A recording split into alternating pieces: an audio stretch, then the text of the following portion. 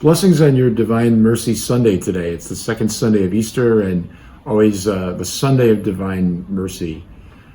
I've always been taken with the revelations given to Saint Faustina regarding Divine Mercy.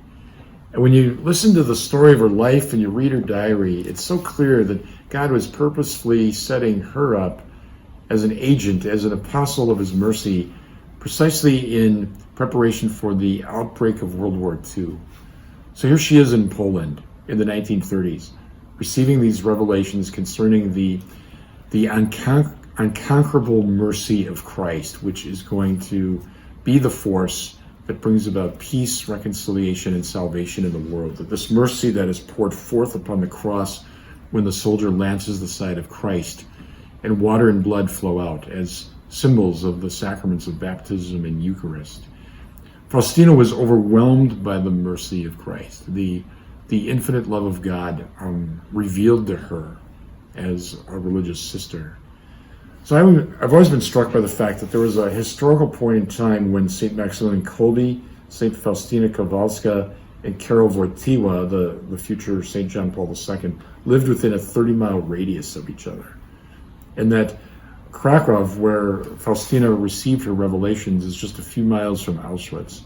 So God was purposely setting up his shop of mercy close to the future spot, which represents the annihilation and murderous assault of more than 6 million people in a place of hellish evil that's unimaginable to us.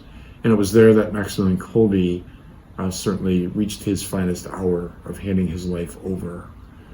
So the message of Divine Mercy speaks of the fact that love always wins. Love always wins. I was in Poland for the World Youth Day in 2016, and we're gathered in a field with well over 1 million people on Saturday night adoring the Eucharist. The sun had just set on a very hot, sweltering day. It was getting dark. Shadows were crossing the field. You could hear a pin drop. We were all on our knees adoring the Eucharistic Christ. And the thought occurred to me, this is a place where the Nazis tried to stamp out the church, only to be replaced by the Soviets, who try to destroy the dignity of the person even more and eradicate even the idea of God. Both of those forces were spent and were gone. Here we were, faithful Catholics, in the same place, soaked with the blood of martyrs, adoring Christ. Love always wins. Mercy always wins. The beauty of Divine Mercy is today, the window of God's mercy, the door of Jesus' heart is wide open to us.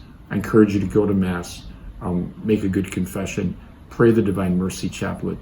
The graces that will come to us from these spiritual practices are beyond measure.